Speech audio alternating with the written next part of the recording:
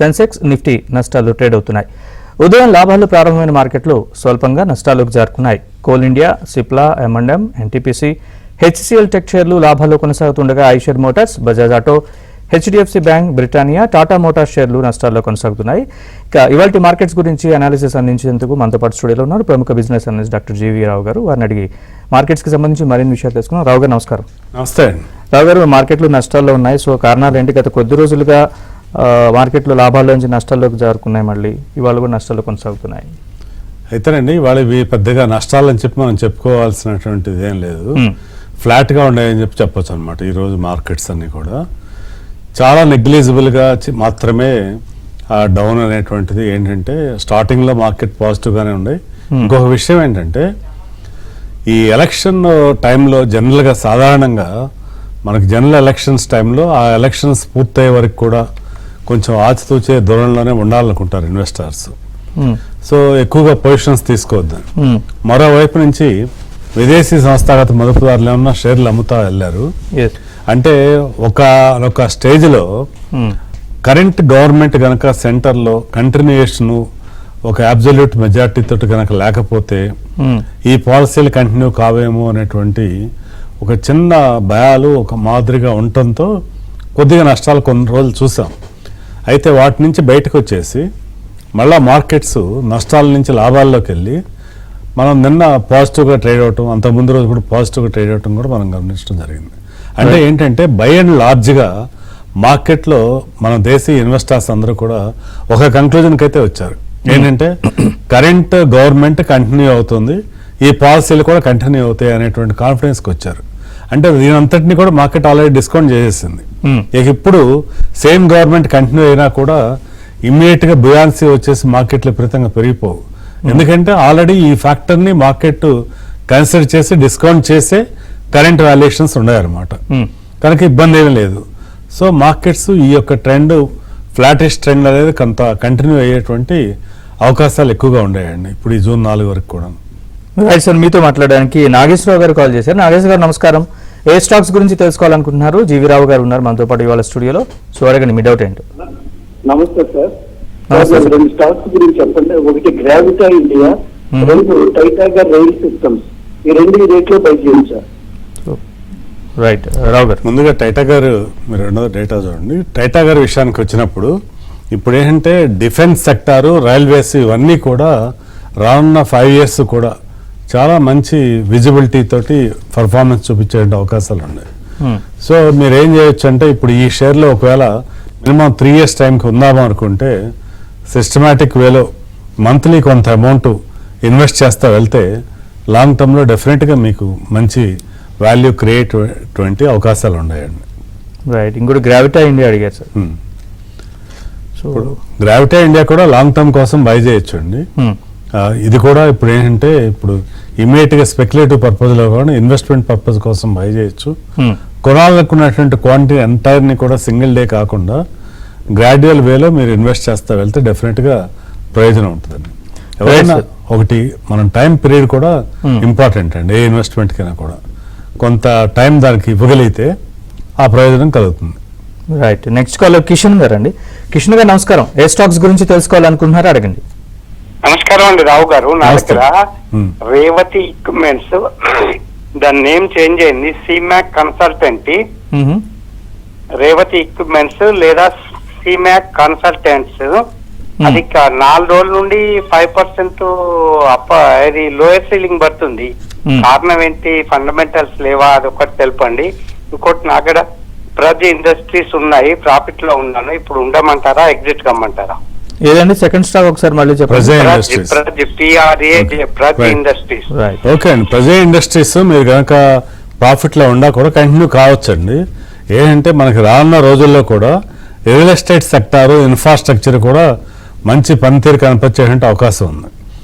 So అందుకని చెప్పి ఈ రంగంలో ఉండేటువంటి వాళ్ళు ఎవరైనా కానీ ప్రాఫిట్స్లో ఉన్నప్పుడు కూడా ఇప్పుడు కంటిన్యూ అవటమే మంచి మార్గం అండి. ఇంకోటి ఏంటంటే మీరు అడిగినటువంటి ఆ ఫస్ట్ స్టాక్ గురించిన వివరాలు చెప్పబోయే ముందుగా ఏదన్నా ఒక షేరు 5% లోయర్ సర్క్యూట్లో ఉంది అంటే కేవలం దాని మీద ఇమ్మీడియట్గా ఒక పెద్ద న్యూస్ ఫ్లో మాత్రమే కారణం కానవసరం లేదండి. ఇప్పుడు టాటా ఇన్వెస్ట్మెంట్ కార్పొరేషన్ లాంటి పెద్ద కంపెనీల్లో కూడా ఒక్కోసారి ఒక 10 రోజులు వరుసగా లోయర్ సర్క్యూట్ వచ్చి తర్వాత అప్పర్ సర్క్యూట్ రావడం కూడా మనం చూసాం. సో కాబట్టి ఓవరాల్గా ఏమైనా ఫండమెంటల్ ఫ్యాక్టర్స్ ఏంటి అనేటువంటి ధరో రీసెర్చ్ చేయకుండా కంక్లూజన్లకి వచ్చి మనం మాట్లాడలేమండి. సార్ అది 5% డౌన్ సీలింగ్ పడింది. సీమాక్ కన్సల్టెంట్స్ గా పేరు మారిందని చెప్తుంటే 14.68 ఉంది వాటి కరెంట్ మార్కెట్ ప్రైస్.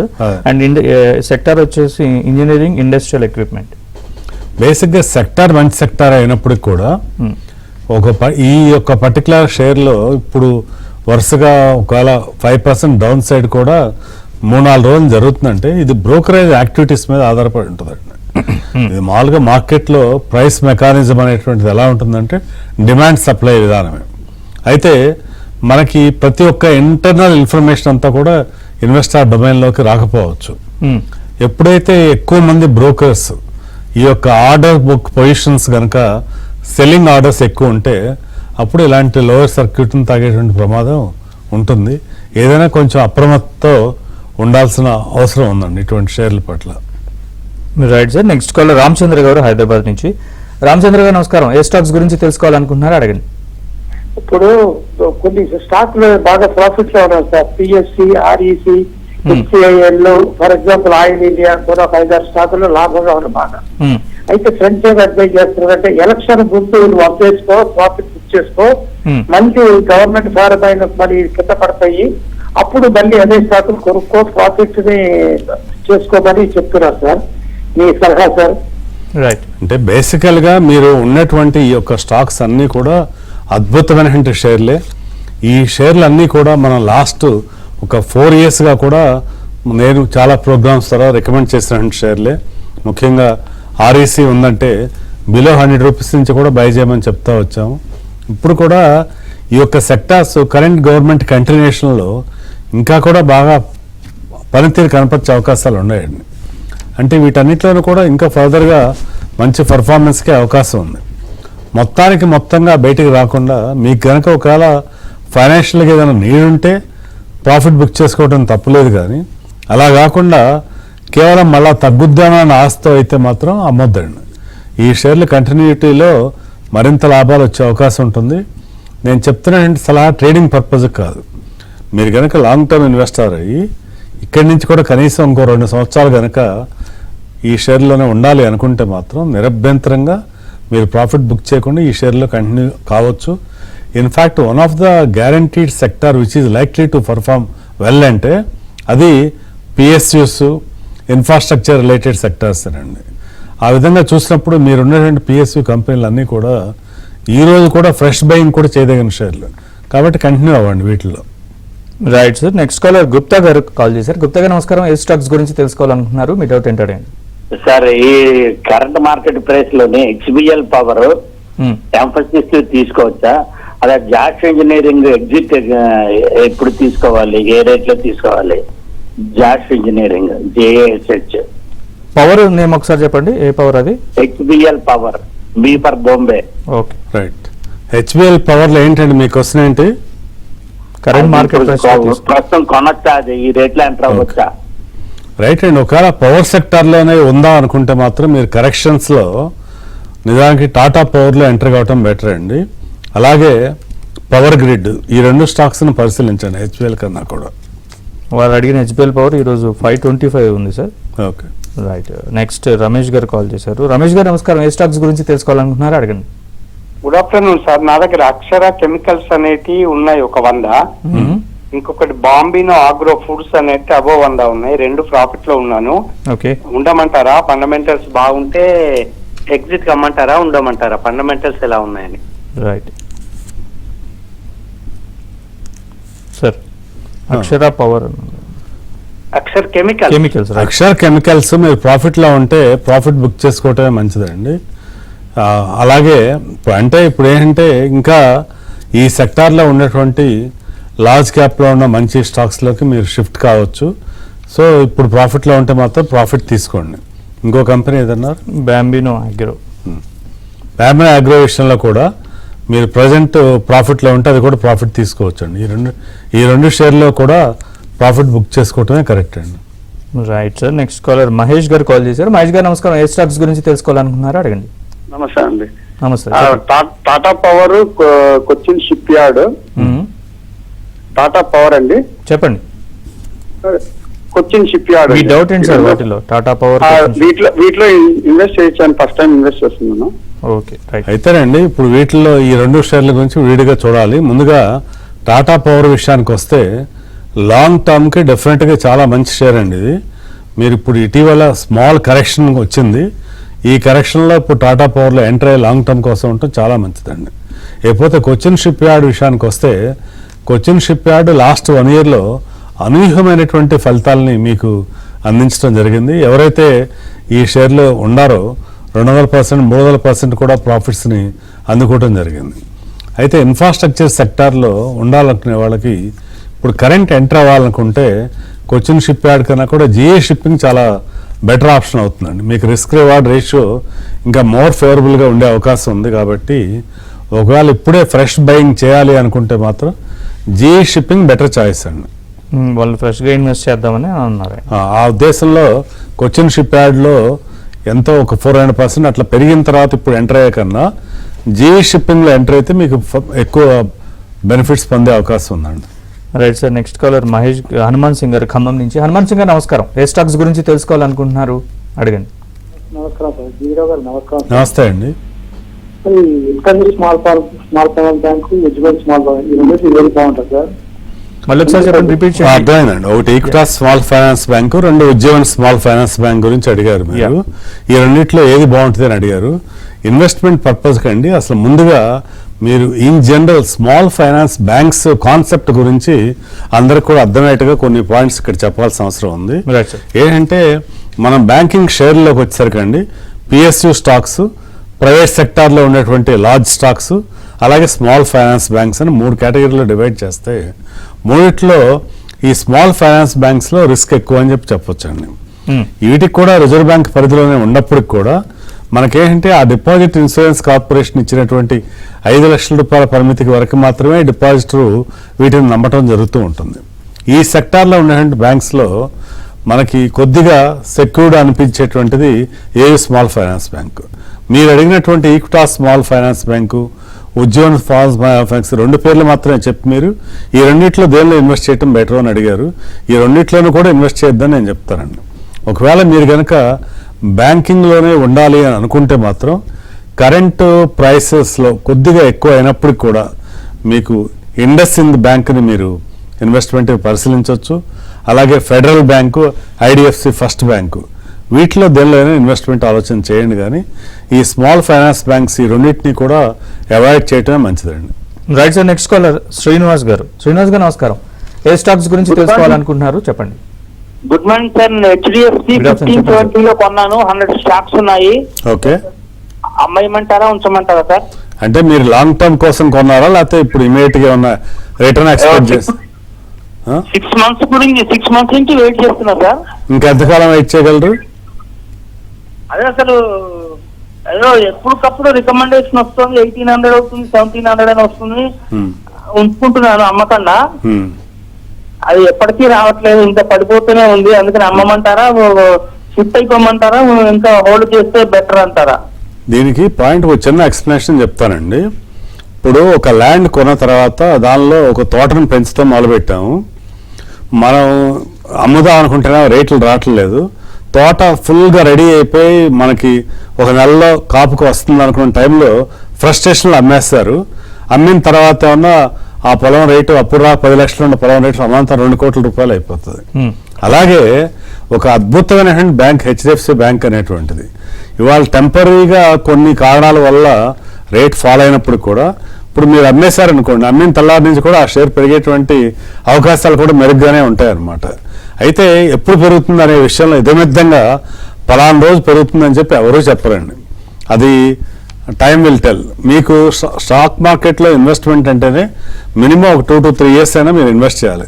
కేవలం ఒక 6 నెలల కాలానికే మీరు ఎంతో ఫ్రస్ట్రేషన్లో మాట్లాడుతున్నారు.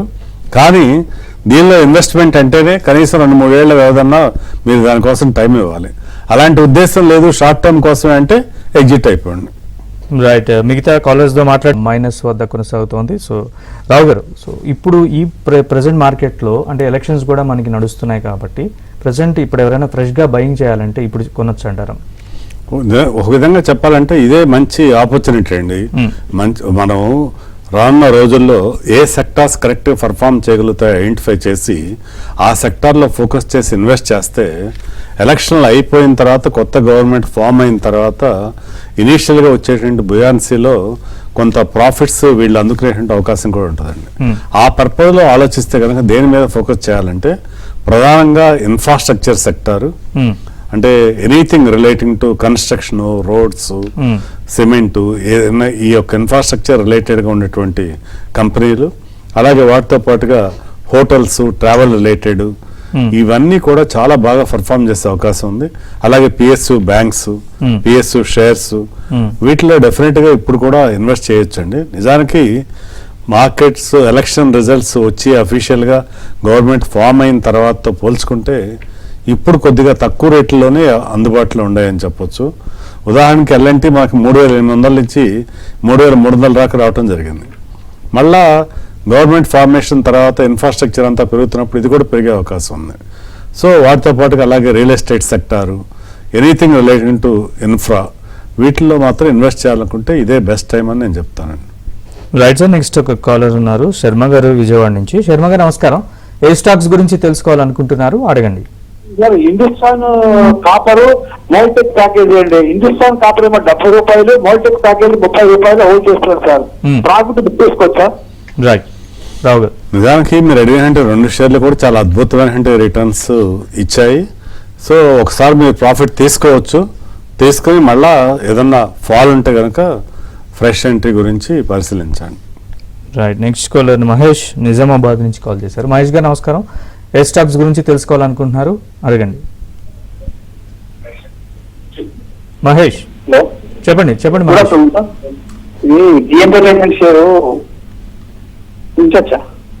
లేదండి, ఒక్కసారి స్టాక్ నేమ్ రిపీట్ చేయండి. Zee entertainment. Okay, profit loss లో ఉందా? ఒక లాంగ్ టర్మ్ ఉంచుకోవచ్చా? రైట్, లేదండి. జీ ఎంటర్టైన్మెంట్ విషయంలో ఎప్పుడైతే సోనీ మెజర్ ప్లాన్స్ ఫెయిల్ అయిపోయాయో ఆ తర్వాత జీ ఎంటర్టైన్మెంట్ షేర్ని డ్రైవ్ చేసేటువంటి స్ట్రాంగ్ ఫ్యాక్టర్ ఏమీ కూడా కనిపించట్లేదండి. మార్కెట్లో ఇప్పుడు ఎన్నో క్వాలిటీ స్టాక్స్ ఉండగా ఈ జీ ఎంటర్టైన్మెంట్ తోటే కంటిన్యూ అయ్యి లాసెస్ను కొనసాగే కన్నా కూడా జీ ఎంటర్టైన్మెంట్ నుంచి బయటకు వచ్చి మనం ఇప్పుడు ప్రోగ్రాంలో ఇంతకుముందే మాట్లాడుకున్న సెక్టార్లో దేనిలో అయినా కానీ మీరు ఇన్వెస్ట్ చేయడం బెటర్ అండి. రైట్, అలాగే రావు గారు, ఎలక్షన్స్ మీరు అందాక చెప్పారు, ఎలక్షన్స్ తర్వాత మార్కెట్స్ ఎలా ఉండే అవకాశం ఉంది? ఎలక్షన్ తర్వాత కూడా మార్కెట్స్ ఇంకా పెరిగేటువంటి అవకాశమే ఉందండి. ఎందుకంటే ఏ కాస్త ఒక 10% ఎవరన్నా వ్యావరింగ్లో ఉండేటువంటి ఇన్వెస్టర్స్ ఉన్నా కూడా వాళ్ళు కూడా ఎప్పుడైతే సేమ్ గవర్నమెంట్ కనుక కంటిన్యూషన్లోకి వచ్చి ఆ పాలసీస్ కంటిన్యూషనిటీ అనేది తెలుస్తుందో అప్పుడు ఇంకా కూడా ఇన్వెస్టర్స్ మరింత ఉత్సాహం చూపించేటువంటి అవకాశం ఉంటుందండి. ఇటీవలే మన హోమ్ మినిస్టర్ అమిత్ షా గారు కూడా ఒక స్టేట్మెంట్ ఇవ్వడం చూసాం. ఆయన ఏంటంటే స్టాక్ మార్కెట్లో ఇన్వెస్ట్ చేద్దాం అనే వాళ్ళకి ఇదే మంచి అవకాశం, మిస్ కాకండి అని చెప్పి కూడా ఆయన కూడా ఒక మెసేజ్ ఇవ్వడం జరిగింది. అలాగే నిర్మలా సీతారామన్ గారు ఎలక్షన్స్ అనేటువంటిది ఒక రొటీన్గా ఎవరీ 5 years జరిగేటువంటి దానికి మీ మార్కెట్లకి సంబంధం లేదనేటువంటిది ఆవిడ చెప్పారు. సరే, వాళ్ళిద్దరు స్టేట్మెంట్స్ ఏ రకంగా ఉండనివ్వండి, బట్ పోస్ట్ ఎలక్షన్స్లో గవర్నమెంట్ పాలసీస్ కంటిన్యూషన్ అనేటువంటి సాటిస్ఫాక్షన్ ఎప్పుడైతే వస్తుందో మార్కెట్ మరింత పెరిగేటువంటి అవకాశం ఉంది. విదేశీ సంస్థాగత మదుపుదారులు కూడా కొంత మొదలుపెట్టే అవకాశం ఉందండి.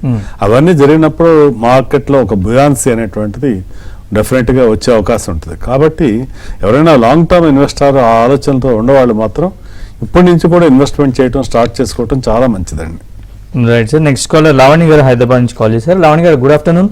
ఏ స్టాక్స్ గురించి తెలుసుకోవాలనుకుంటున్నారు? రావు గారు ఉన్నారు మనతో పాటు ఇవాళ, అడగండి. Sir good afternoon sir. Sir Vedanta sir 380 లో తీసుకున్నాము, దాన్ని ఉంచమంటారా? దాని ఫ్యూచర్ ఎలా ఉంటుంది అని సార్? బేసిక్గా వేదాంత చాలా మంచి కంపెనీ అమ్మా. తర్వాత అలాగే క్రమం తప్పకుండా మంచి డివిడెండ్ చెల్లిస్తుంది. డివిడెండ్ ఈల్డ్ కూడా మరి ఆశ్చర్యకరంగా ఒక బ్యాంక్ ఎఫ్డీలతో ఆల్మోస్ట్ సమానమైనటువంటి డివిడెండ్ ఈల్డ్ అందిస్తుంది. దీన్ని లాంగ్ టర్మ్ కోసం డెఫినెట్గా హోల్డ్ చేయదగిందే. మన పోర్ట్ఫోలియోలో ఉంచుకోదగిన కొద్ది కంపెనీలు ఇది కూడా ఒకటమ్మా. సో హోల్డ్ చేయండి. Right sir, next caller Harish Hyderabad నుంచి కాల్ చేశారు. హరీష్ గారు నమస్కారం. ఏ స్టాక్స్ గురించి తెలుసుకోవాలనుకుంటున్నారు అడగండి. సార్ నమస్కారం అండి. నమస్తే. సార్ ఇప్పుడు మామూలుగా సెంచరీ ప్లేలో పెట్టానండి పెట్టుబడి. మ్మ్. ఒక 4,000 to 5,000 లాస్ట్ లో ఉంది. అది Okay. కంటిన్యూ చేయమంటారా, బయటకు వచ్చేయమంటారా? అది కాకుండా ఇంకా ఆఫ్టర్ ఎలక్షన్ టార్గెట్ ఏంటంటే ఇంకా ఏ షేర్స్ మనకు వస్తాయి అంటే ఫ్యూచర్ లో గ్రోత్ ఉంది? ఫస్ట్ ఏ కంపెనీ అండి? సెంచరీ ప్లై అని అడిగినట్టున్నారు. అవును సార్. ఓకే, సెంచరీ ప్లై మీరు ఓకే టీసీఎస్ ఎలా ఉంది సార్? టీసీఎస్ ఫ్యూచర్ లో ఎలా ఉంది? ఓకే. 667 ఉంది సార్ ఇవాళ రేట్ అది. మీరు ఎంతలో కొన్నారండి? టీసీఎస్ అండి 3,800 దీంట్లో ఇస్తున్నాను సార్. 1 second sir. 3,633 తీసుకున్నాను సార్ నేను. ఓకే, అయితే ఇప్పుడు ప్రస్తుతానికైతే హోల్డ్ చేయండి మీరు అది. ఇంకా ఇంకోటి నెక్స్ట్ ఇంకేమడుగుతున్నారు? ఇది century ply sir, NTPC okay. Century ply, Right. Manappuram sir. Century ply NTPC Manappuram. Century ply కూడా హోల్డ్ చేయొచ్చండి. తర్వాత మనపురం ఎన్టీపీసీ కొందాం అనుకుంటున్నారా? ఉన్నాను సార్. మణపురంలో ఆల్రెడీ 21 షేర్స్ ఉన్నాయండి. Okay. ఎన్టీపీసీలో 36 ఉన్నాయి సార్. ఎన్టీపీసీ కూడా ఇక్కడి నుంచి కూడా ఇంకా పెరిగే అవకాశం ఉందండి. నిజానికి లాస్ట్ 1 yearలో మంచి రిటర్న్ అందించింది. అది కాకుండా పవర్ సెక్టార్ అంతా కూడా బాగుంది. తర్వాత ఎన్టీపీసీ లాంటి కంపెనీ ఇవాళ ప్రైవేట్ సెక్టార్లో పెట్టాలంటే కరెంటు అసలు అది సాధ్యపడే విషయం కాదండి. అంత ఎక్కువ ఎంటర్ప్రైజ్ వాల్యూ ఉంది ఎన్టీపీసీకి. డెఫినెట్గా హోల్డ్ చేయండి. ఇప్పుడు మీరు అడిగినటువంటి ఈ 2 కంపెనీలు కూడా హోల్డ్ చేయదగిన కంపెనీలు లేరండి.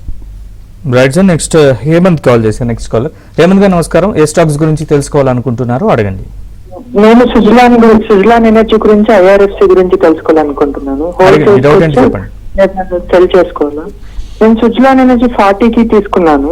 ఓకే, అది హోల్డ్ చేసుకోవచ్చా లేదా లాంగ్ టర్మ్ ఉంచాలా అని? ఎంతకాలం అయిందండి మీరు తీసుకుని?